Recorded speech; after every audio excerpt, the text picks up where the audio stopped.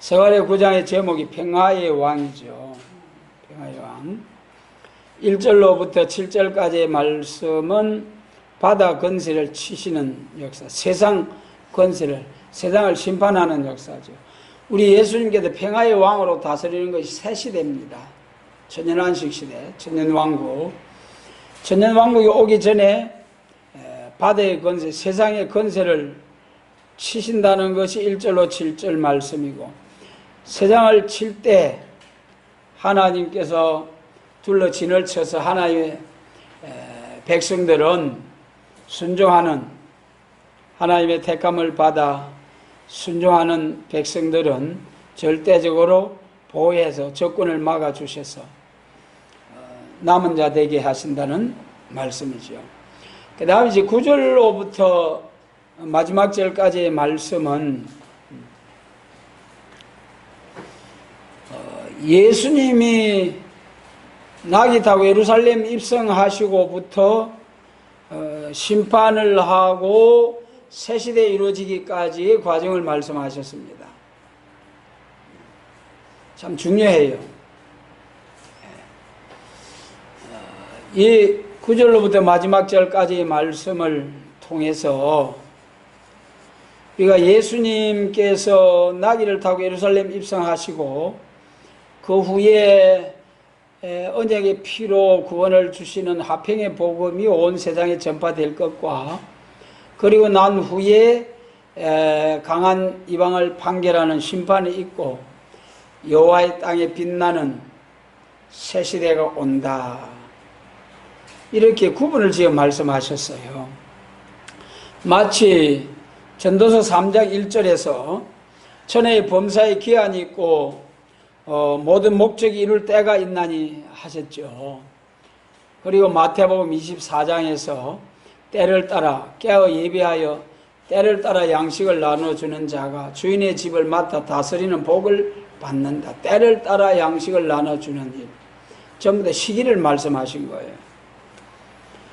시기가 여러 가지로 우리가 성경을 놓고 구분할 수 있습니다만은 특별히 이사야 선지의 이사야 40장에서는 은혜 시대와 예수님 재림하시는 환란 시대, 이렇게 구분되어서 시기적으로 말씀하셨고요. 그 다음에 이사야 42장에서는 삶시대를 말씀하셨어요. 이사야 40장에는 사제의 소식, 예수님 사제의 소식에서부터 이제 베드로 사도를 세례 요한이 광야에서 외치는 역사, 그 다음에 베드로 사도께서 이방의 복음을 전해가지고 세계적으로 복음 확장이 선 다음에 아름다운 소식을 전하는, 아름다운 소식은 영육 구원이요 예수님의 재림과 심판과 새 시대를 위한 아름다운 말씀, 에덴 동산 회복을 위한 약속의 말씀이죠. 그렇게 이제 이사야 40장은 1절로 8절, 또 그 다음에 9절로부터 마지막 절까지 두 시기를 말씀하셨어요. 그런데 이사야 42장에서는 좀 더 자세히 3시대를 말씀하실 때에 예수님이 오셔서 역사하실 것과 예수님의 33년 공생애가 끝나고 난 후에 성령을 받은 사도들이 이방의 빛이 되는 역사로 온 세상에 이제 참으로 천국 복음을 전하는 역사가 있을 것, 그것이 4절로 8절 말씀이죠. 이사야 42장 4절로 8절, 이방의 빛이 되는 사도들의 역사. 그 다음에 이제 세 번째 역사는 심판날의 역사로서 새일의 역사, 세상을 새롭게 하는, 예수님이 재림하셔가지고 새하늘과 새 땅을 창조하여서 만물도, 사람뿐만 아니라 만물들도 새로워지는 에덴 동산이 회복된 영광스러운 날을 주시겠다는 것이 새일의 역사다. 그래 이사야 42장 9절에서 보라 전에 예언한 일이 이미 이루었느니라, 이제 내가 새일을 구하노라. 그 일이 시작되기 전에라도 너희에게 이르노라. 그 말씀을 통해서 1절로부터 42장 1절부터 8절까지 말씀이 다 이루어지고 나면은 세일을 구하는 역사가 나온다. 그래서 이사야 42장에서 예수님의 역사와 또 이방에 빛이 되는 사도들의 역사와 그 다음 마지막에 예수님 재림하셔서 심판하는 세일의 역사, 이렇게 구분하셨어요. 그러면 이 스가랴 9장도 9절 이하를 보면은 이사야 42장처럼 이 구분이 될 수가 있어요. 9절과 같이 예수님이 낙이 타고 예루살렘 입성하는 역사, 그 다음에 10절로부터 이제 10절로 12절까지 세계적인 복음 전파가 될 것과 13절로부터 17절까지 세일의 역사로, 심판날의 역사로 새 시대 주신다는 거, 이렇게 세 3시기로 구분이 됩니다. 여기서 우리가 중요하게 생각해야 될 것은 참으로 예수님께서 초림주로 메시아로 예루살렘 교회에 오셨을 때에 유대인들이 아예 예수님을 배척한 자들도 있습니다만은 또 이 9절 말씀처럼 메시아가 오셨다, 왕으로 오신다, 이제는 이스라엘이 회복된다, 할렐루야 호산나 찬송하리로다 하면서 예수님 낙이 타고 예루살렘 입성하실 때, 마지막 유월절 지키려고 예루살렘 입성하실 때에 이 9장 9절 말씀을 예루살렘 교회가, 예루살렘 사람들이 알고, 야, 이제 이스라엘이 회복된다, 왕으로 오신다, 모든 이방을 쳐서 멸하고 이스라엘 회복하는 왕으로 오신다. 스가랴 9장 9절 나귀 새끼 타고 오시는 이가 왕이라고 하셨는데 그 말씀대로 이루어진 역사를 보고 예루살렘 교회가 환영을 했습니다. 그러나 왕이 될 줄 알았는데 예수님이 예루살렘에 올라가셔가지고 어떻게 됐습니까?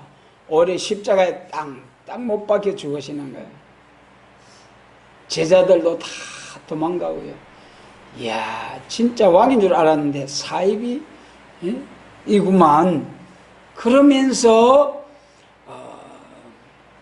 버림돌로 유대인들이 버렸지만은 실상은 십자가의 운명하심이 승리요, 이사야 53장의 연대 말씀대로 여호와의 뜻을 성취하는 역사였다는 거예요. 역사였다는 거죠. 그래서 실상은 유대인들은 이 9장 9절만 알고 10절 이하의 말씀을 몰랐기 때문에 예수님을 그렇게 반대하고 대적하고, 예수 믿는 기독교를 그 이후에 베드로, 스데반, 바울 이러한 사도들을 다 핍박하고 죽이고. 그래서 오늘 여러분, 또한 중요한 것은 이제는 유대인들 예루살렘 교회는 9절만 알았는데 그 이후에 사도들을 통해서 복음을 받은 교회가 이제는 12절까지만 복음을 알고 그 다음에 13절 이하를 또 모르는 것이 오늘 교회 현실입니다.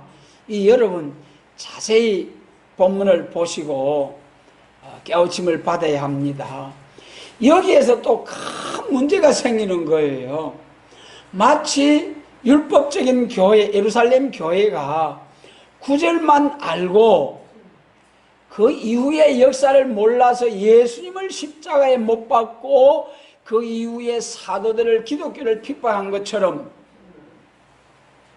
마치 초림 주님을 영접한 교회가 또다시 12절까지 천국 복음이 온 세상에 전파해지는 이 복음만 알고 세상을 심판하고 남은 자들에게 여호와의 땅에 빛나는 새 시대 주신다는 이 복음을 모르고요, 13절 이하를 모르고 13절 이하의 말씀을 들고 나오는 심판하고 새 시대 주신다는 이 예언의 말씀을 들고 나오는 마치 이사야 42장 9절 이하에 세일을 고하는 역사가 있다고 분명히 예언하셨는데, 이 세일의 말씀, 세일교회를 대적하는 오늘의 교회들처럼 이 스가랴 9장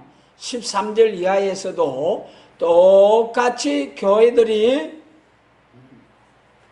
심판과 새시대를 증거하는 재림의 진리를, 재림주를 영접할 수 있는 예언의 말씀을 증거하는 교회를 똑같이 또다시 예루살렘 교회가 예수님과 기독교를 핍박한 것처럼 똑같이 재림주의 진리를 증거하는 세일의 말씀을 대적하다가 멸망할 것을 13절 이후에서 말씀하셨습니다. 너무 중요한 말씀입니다, 여러분. 그래서 이 이사야 24장에서 그 영원한 언약을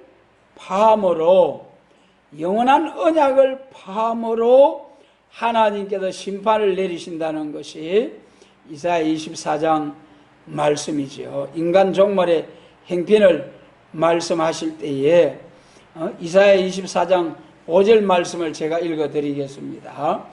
또한 땅이 그 거민 아래에서 더럽게 되었으니 이는 그들이 율법을 범하며 율례를 어기며 영원한 언약을 파하였음이라 그랬어요. 이사야 24장의 제목이 인간 종말의 행편이죠. 예. 그 중에 1절로 5절이 다 둘러엎어서 하나님이 심판을 내려서 전부 다 부자나 건세자나 낮은 자나 빈자나 종이나 주모나 전부 다 일반이 되게 해버리고 마는 데는 왜 그렇게 하나님이 세상을 엎어버리느냐, 심판을 내리시느냐, 그것이 5절에 이사야 24장 5절에서 영원한 언약을 파했기 때문에, 영원한 언약이 뭐냐 하면은 예수님의 재림하실 때 영육구원, 몸까지도 죽지 아니하고 영원한 새시대에 거쳐서 천국에 가는 영원한 복음, 이 영원한 복음이 계시록과 선지서이지요. 선지서를 통해서 초림주에 관한 말씀은 다 성취가 되었고, 재림에 관한 말씀, 계시록과 선지 이후에 마땅히 될 예언의 말씀을 폐함으로, 그러므로 인하여 하나님이 세상을 완전히 황폐화시켜 버리겠다는 것이 이사야 24장이에요. 그래서 이 9절 이하의 말씀을 통해서 화평을 전할 때와 싸울 때, 이러한 제목의 말씀, 우리 설교편에 나와 있는 말씀입니다. 그리고 화평을 전할 때가 있고 싸울 때, 화평을 전할 때는 언제냐? 하나님이 화평의 복음을 전하라 하면은 화평의 복음을 전하고, 또 싸우라 하면은 싸워야 하는 것이 하나님의 종된 자의 생활 아니겠습니까? 그래서 우리는 잘 분별을 해서 하나님께서 화평의 복음을 전하라 하면은 화평의 복음을 전하고, 싸우라 하면은 싸워야 하는 거죠.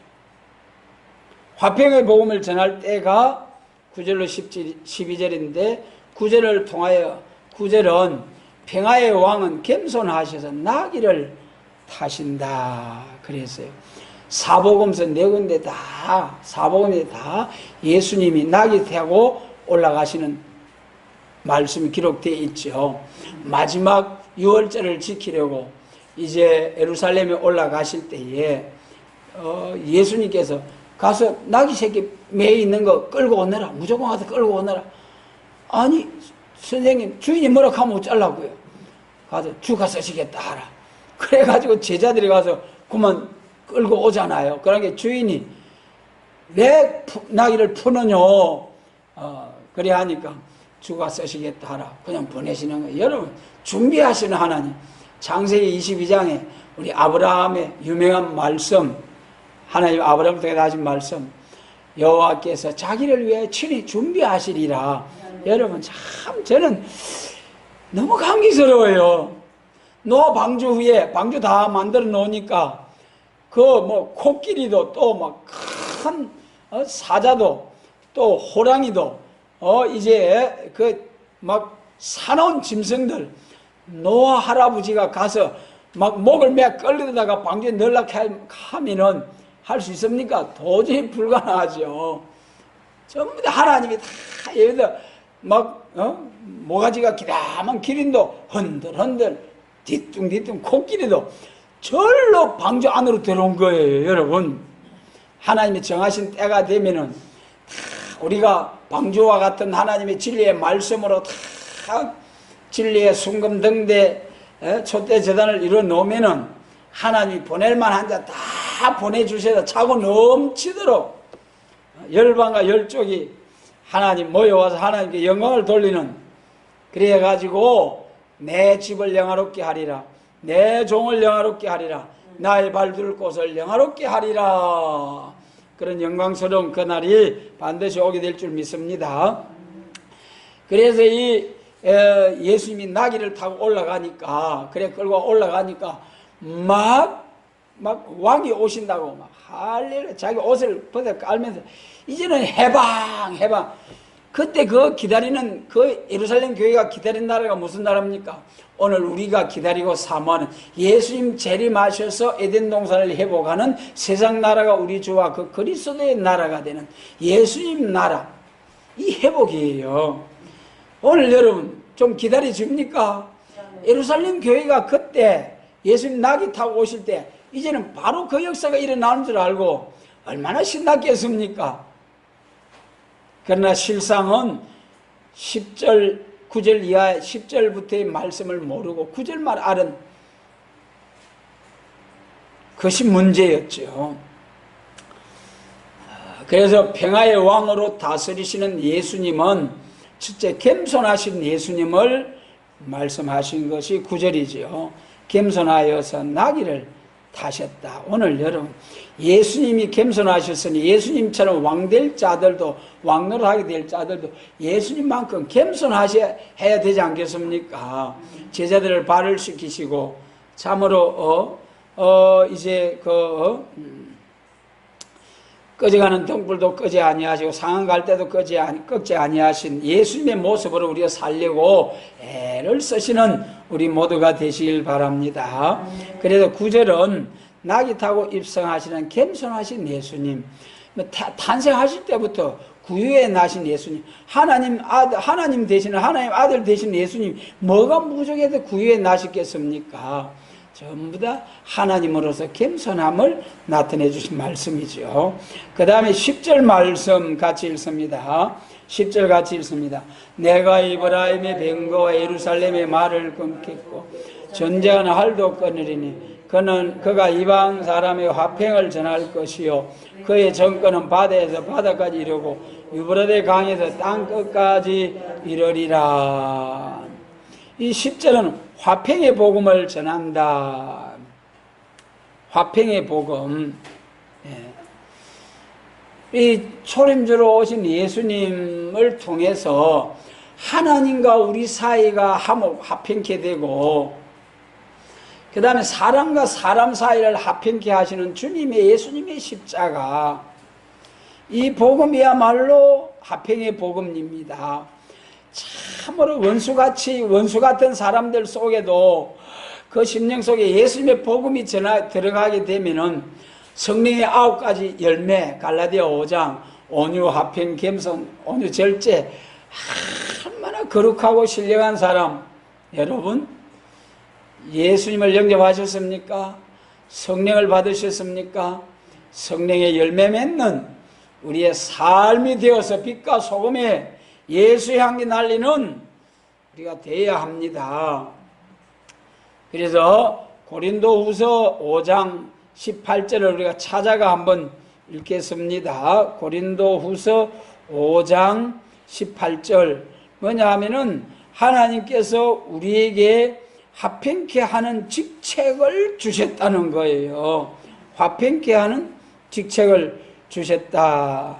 18절을 우리가 같이 한번 읽습니다.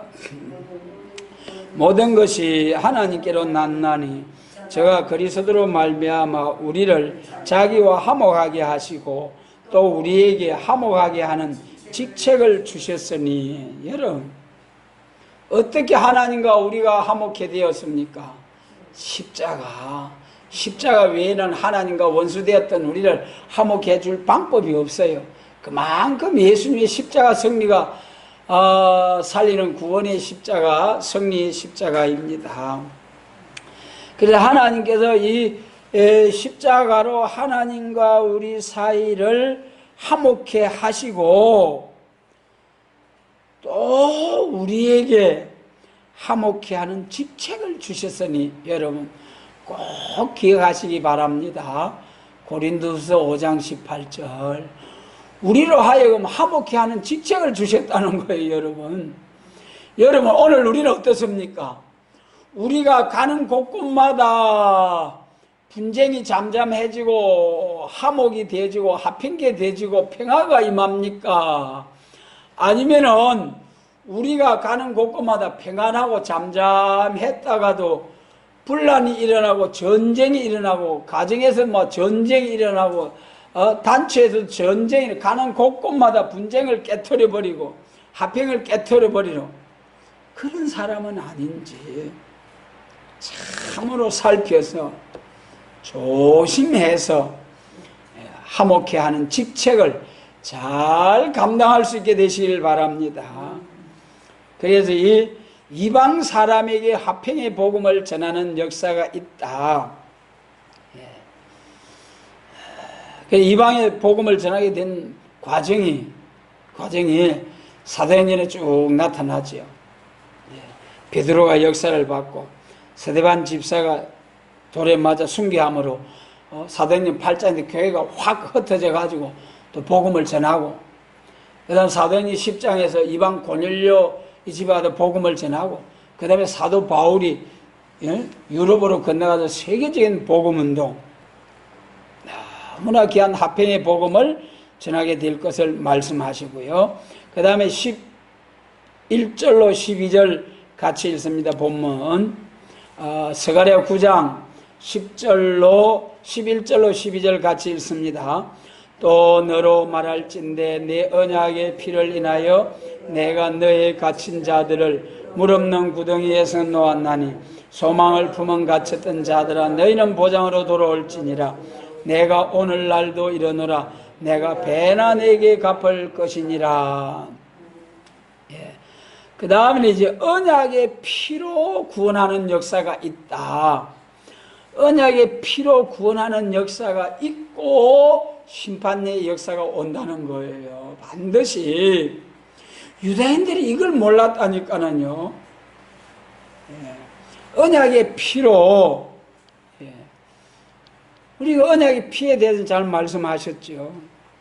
히브리서 9장 22절에 피 흘림이 없은즉 사함이 없느니라. 그리고 9장 12절에서 소나 양의 피가 아니고 오직 자기의 피로 영원한 속죄를 이루사 단번에 영원한 속죄를 이루셨느니라. 할렐루야. 여러분, 예수님의 십자가의 보혈의 공로가 이만큼 엄청난 위대하신 인류의 죄 문제를 해결하신 십자가 승리, 언약의 피로 여러분 피 흘림이 없은즉 사함이 없다. 죄의 싹은 사망이라 했기 때문에 반드시 죄 지은 사람은 피 흘리고 죽어야 되게 되어 있는 거예요. 그런데 벌써 하나님은, 사랑의 하나님은, 공의의 하나님께서 말씀에 순종하지 아니한 아담과 하와의 자손들의 반드시 죽음이 왔지만은 벌써 선악과 사건 범죄했을 때에 가죽옷을 지어 입히셔가지고 피의 복음을 벌써 그때부터 이면적으로 나타내 주신 거예요.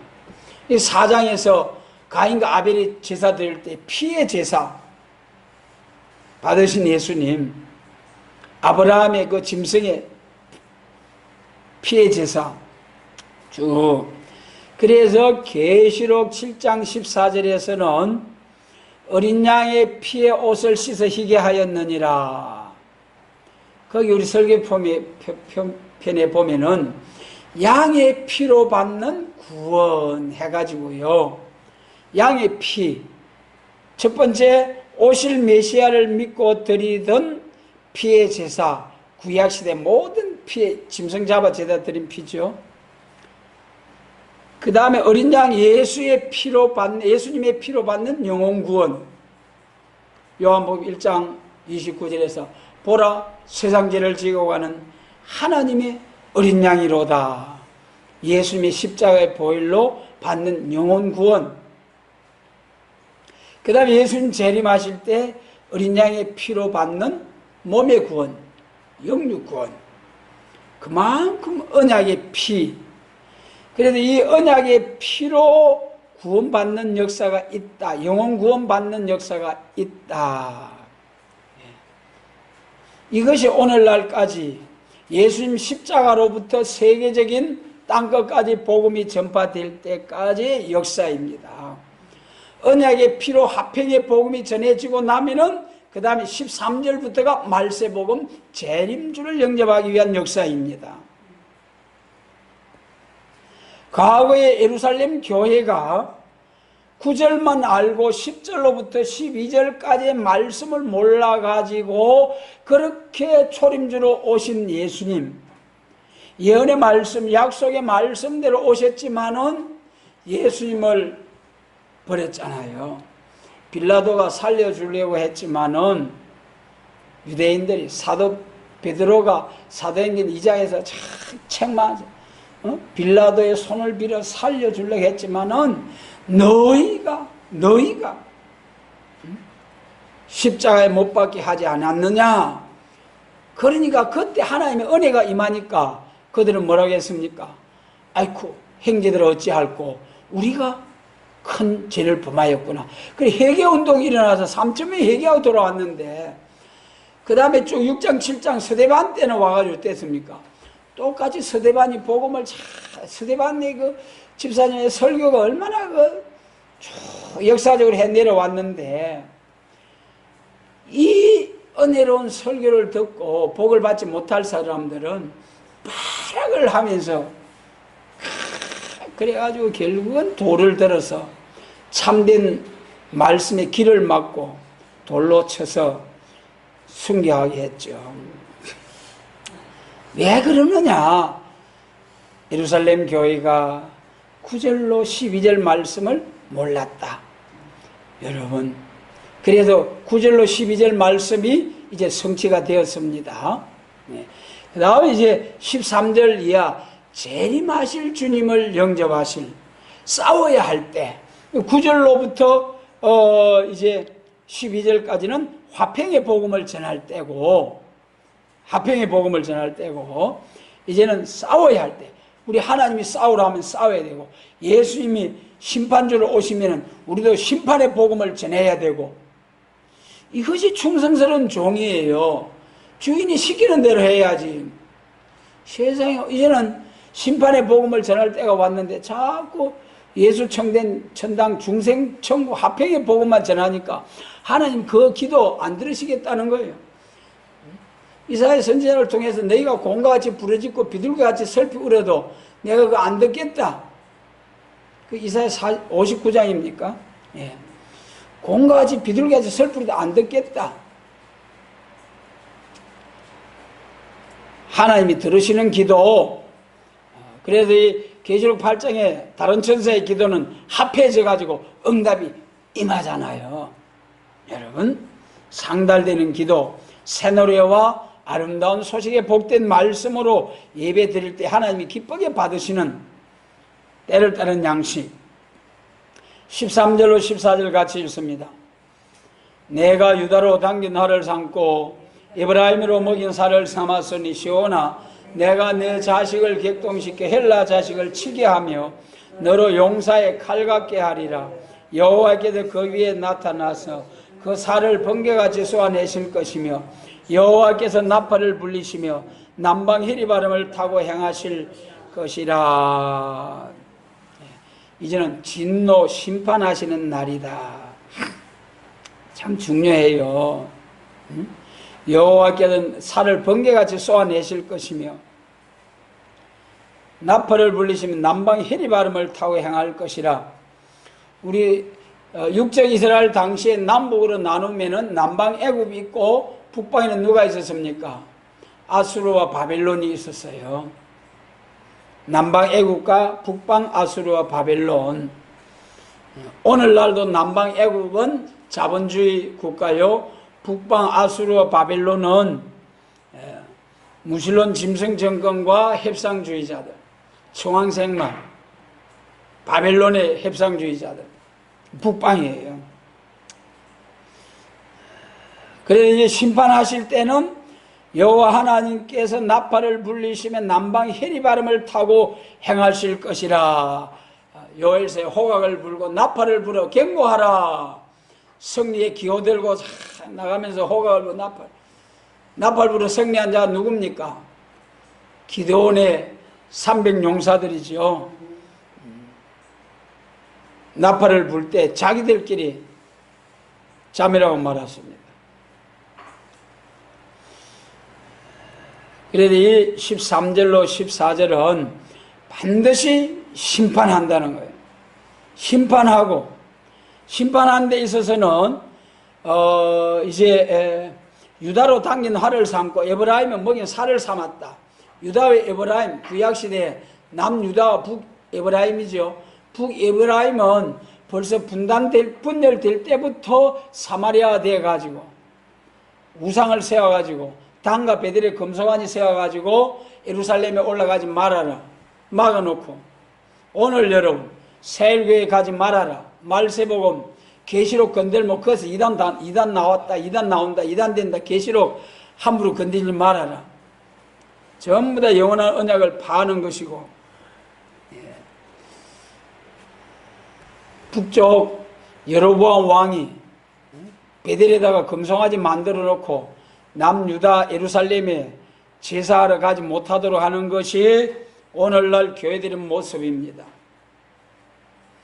그래서 그 사마리아가 어떻게 됐습니까? 아수리에 완전히 망하고 싹 완전히 없어졌어요. 사마리아는 완전히 없어졌어요.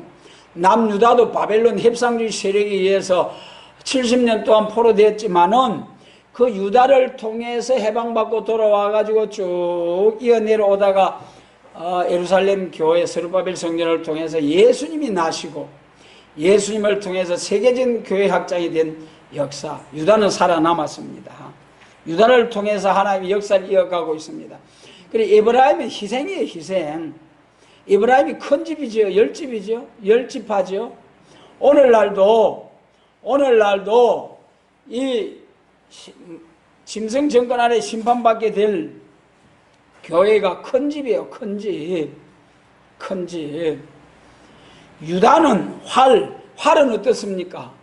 활은 꽉 붙잡고 화살은 계속 쏘아가지고 적진에 가서 희생을 당하고 적군하고 가서 희생당하고 죽고 말아요. 유다, 에브라임과 유다와 에브라임을 격동시켜서 헬라 자식을 치게 한다. 여기 헬라가 말이죠. 헬라가 어떻게 이스라엘을 괴롭혔느냐. 메데파사가 바벨론 포로에서 해방받고 메데파사가 해방 주어서 신앙의 자유를 준 것 같지만은 독립국가로 세워주진 않았습니다.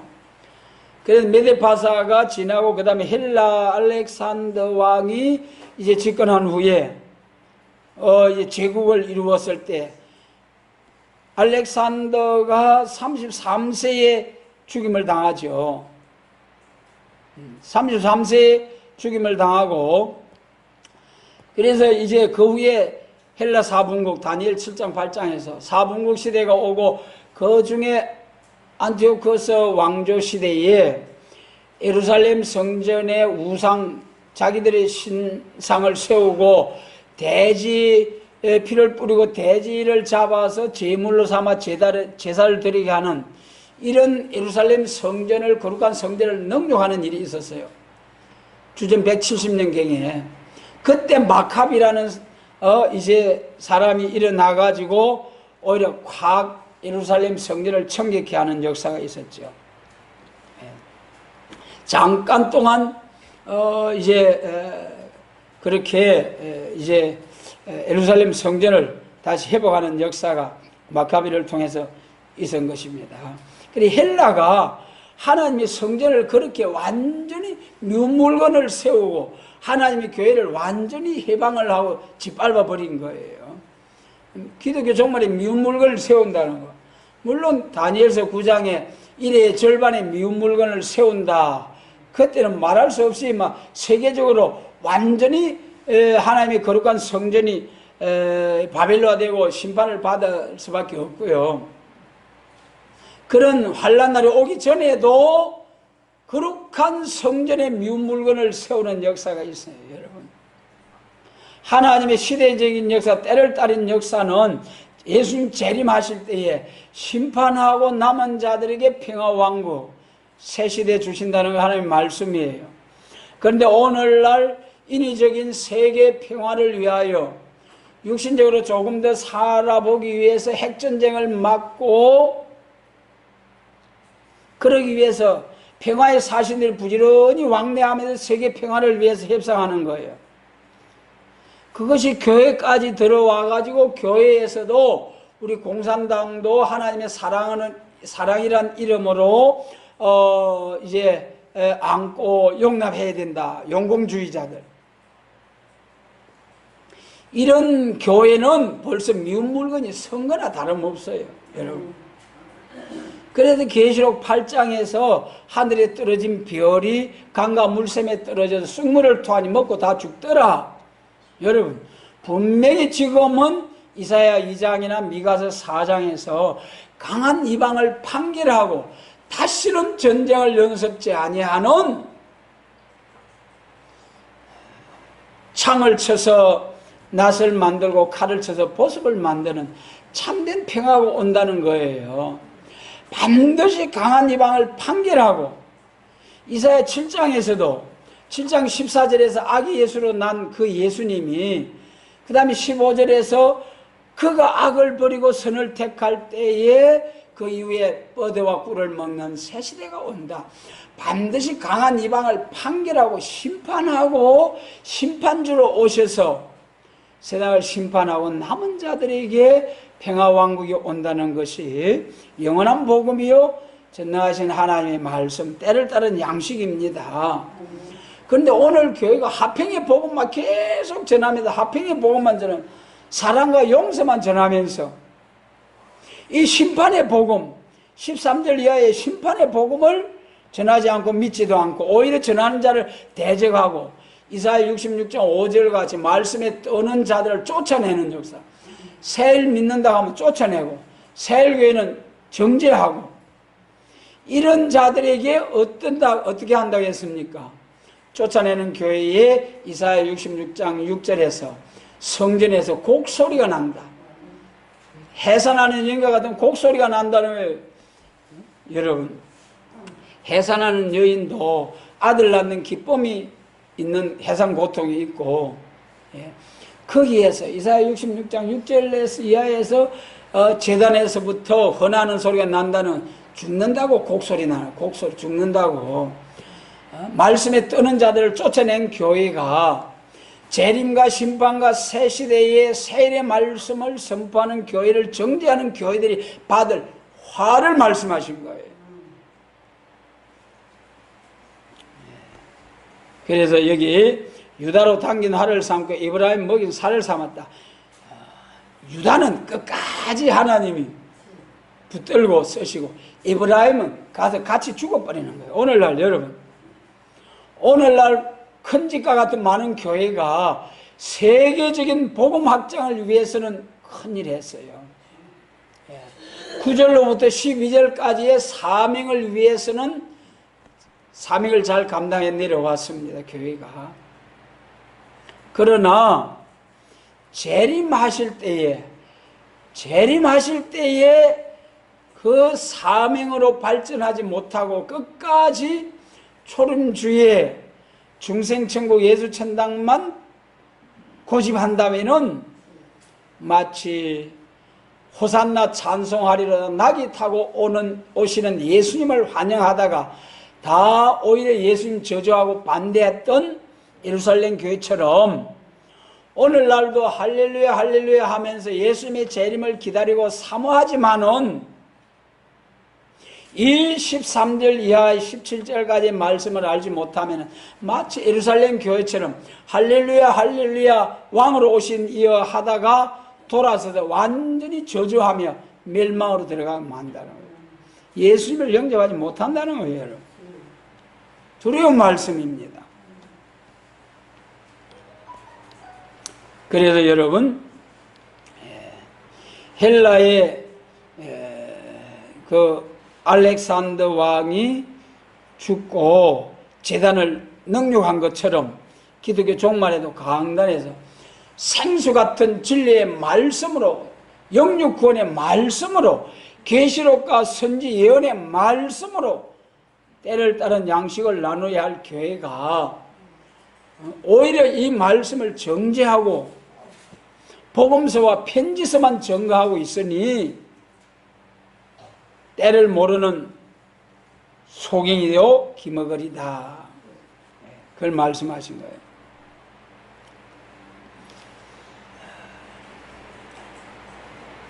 그 다음 15절 말씀, 그 다음에 이제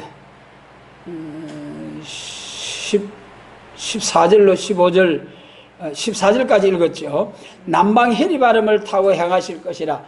반드시 남방에서부터 북방 환란이 올 때 말이죠.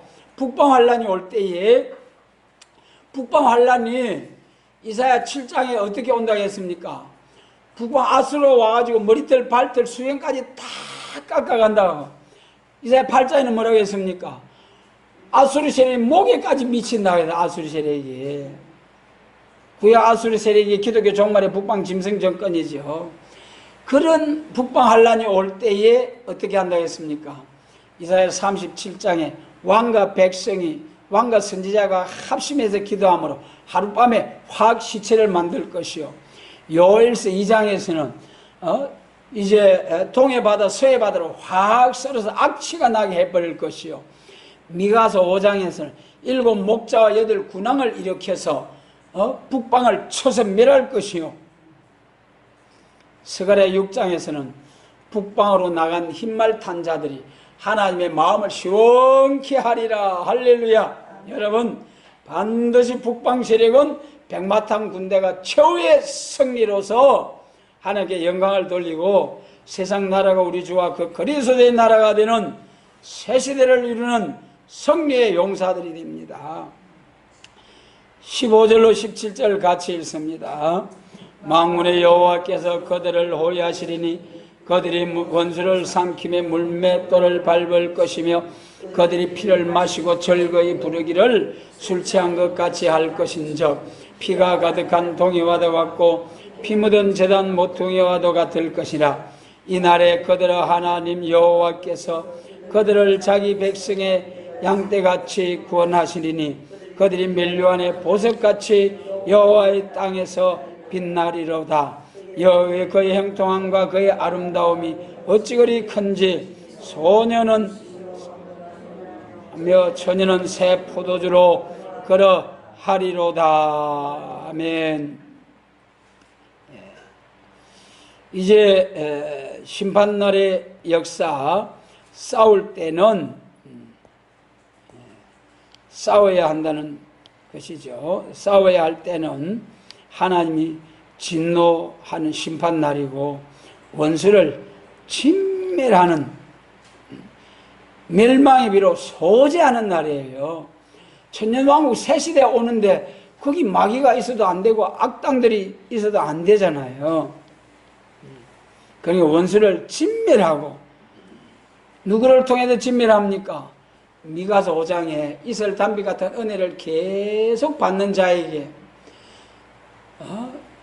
숯불 속의 사자같이, 양떼 중에 젊은 사자같이 돼서 내 원수를 진멸하기를 바라노라. 여러분, 하나님이 세상에 사랑과 용서 하나님 원수를 진멸하라, 멸절시켜버린다. 여러분, 공의의 하나님 회개하고 돌아오려는 용서의 기간을 주셨지만 끝까지 회개하지 않고 하나님의 사랑을 거절할 때는 불가불 심판하고 새 시대를 이루어 주시겠다는 거예요. 그래, 원수를 진멸할 때는 물맷돌을 삼키며 물맷돌을 밟아버리는, 피가 가득한 독이다. 여러분, 예수님 옷에 피가 가득히 묻었다는 것이 이사야 몇 장입니까? 63장이죠? 63장. 왜 붉었습니까? 내가 분함으로 포도즙 틀을 밟았기 때문에 뭐가 튀어올랐다 했습니까? 서ner이, 새빨간 피가 튀어올라. 아니, 포도즙 틀을 밟는데 웬 서ner이 튀어오릅니까? 바벨교회, 예수님이 바벨교회 짓밟아 버린다는 거예요. 이사야 5장에서 극상품 포도를 심었는데 덜 포도가 맺어라. 울타리 확 걷어버리고 짐승에게 확 붙여버리라. 짐승이 와도, 짐승 공산당이 와서 확 교회, 오늘 여러분 북한의 교회를 보세요. 중국, 러시아 공산권 아래에 있는 교회들을 보세요. 확 밟아버리는, 앞으로 깨어있지 못한 교회, 때를 따라 양식을 나누지 못한 교회에 임할 화가, 여러분, 오늘날 북한 처지보다 더하다는 것이 계시록 13장 아닙니까? 짐승이 우상을 세워놓고 절하지 않으면 누구든지 다 죽이고, 표받지 않으면 매매를 못하게 하는 그런 혹독한 짐승 정권 아래서 바벨교회가 거기 빠지면은 참 방법이 없습니다. 그런 날이 오기 전에 예언의 말씀으로, 새시대가는 말씀으로 사는 길 찾자. 예, 그 원수를 진멸하고 새하늘과 새 땅, 그래서 주신다.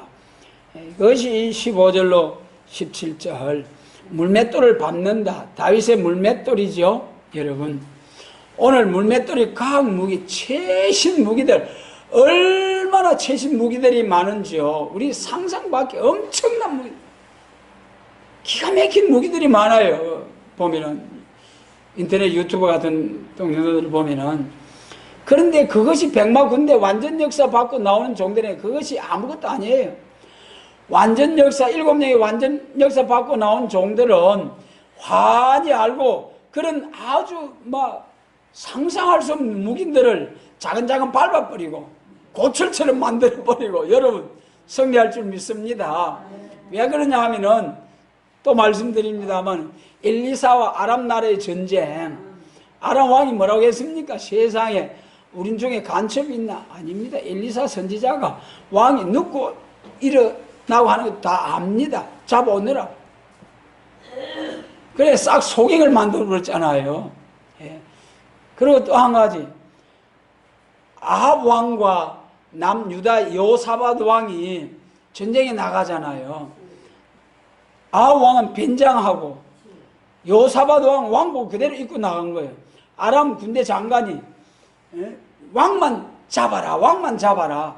이스라엘 왕만 잡아라. 그래가지고 아람 왕이 왕복 입고 나온 사람을 확 쏠라하는 거예요. 그러니까 빽 날 살려야 내죽네 하고 소리를 지르니까 여호사밧 왕이, 아이고 저 왕은 이스라엘 왕 아니다. 쏠라다가 그냥 멈췄어요. 그래 살았어요. 왕복을 입고 가도. 그런데 아합 왕은 변장을 하고 병사들 가운데 숨어 들어갔는데, 그 본문 말씀에 보면 우연히 화살을 쏘았는데 그 유도장치도 없었을 텐데, 그때 여호사밧 왕을, 아합 왕을 찾아가가지고 확 죽여버린 거예요. 여러분, 숨을 방법이 없습니다. 숨을 방법이. 아모스 9장에서 하늘로 올라갈 때 땅 속으로 바다 밑으로 다 가도 끄집어내 다 죽인다는 피난처이신 여호와 하나님밖에 없습니다. 그래서 기독교 종말에 물맷돌 전쟁 무기가 아무리 정교해도 엘리사보다도 더 위대한 종말의 완전 영감을 받고 나오는 이 종 앞에 가만히 보면은 저기서 뭐 보탄 누르려 한다, 어느 방향으로 쏠려고 한다, 먼저 가서 막 주여 하면 하늘에 불이 떨어져서 막 확 엘리야 선지자가 주여 할 때 하늘에 불이 내려와서 원수 50명과 50보장 확 살랐잖아요. 여러분, 이보다 더 완전하고 훨씬 7배나 완전 역사 받고 나온 종들을 통하여 보다 눌러려고 할 때 막 손이 확 불탈 것이고, 또 눌렀다 손치더라도 돌아오다가 주여 하면은 도로 확 돌아가서 거기서 도로 뻥 터져가지고 박살을 내버릴 이런 하나님의 완전 역사, 만화 같은 이야기, 성경이에요. 성경. 이렇게 해서 완전히 승리하게 하고 우리 하나님의 백성들 밀류 안에 보석같이 반짝반짝한 영광스러운 왕권의 영광을 누리면서 여호와의 땅에서 빛나리로다. 할렐루야. 여러분, 그래서 화평의 복음을 전할 때와 싸워야 할 때 분별을 잘 해야 된다. 때를 몰라 잠든 영혼, 때를 몰라 잠든 교회, 때가 얼마나 중요한지요. 이제 예루살렘 교회가 스가랴 9장만 알았죠. 오늘날 은혜시대 교회는 몇 절, 9장 9절만 알았죠. 은혜시대 교회는 몇 절까지 알았다고요? 10절로부터 12절까지. 피로 산 복음, 화평의 복음을 땅끝까지 전하는 이 사명만 알았어요. 이제 남은 교회가 이제는 13절로부터 17절까지의 말씀을 선포할 때가 온 거예요. 그런데 이걸 모르고 9절로 10절만 전하는 교회가 함부로 정죄하면서 이제 비방한다는 것은 예루살렘 교회가 예수님을 십자가에 내준 것처럼 크게 화받을 일이다. 그래, 우리에게 이 귀한 평화의 왕으로 통치하실 새 시대에 주시는 이 복음을 알게 해주신 하나님께 감사와 영광을 올려드립니다.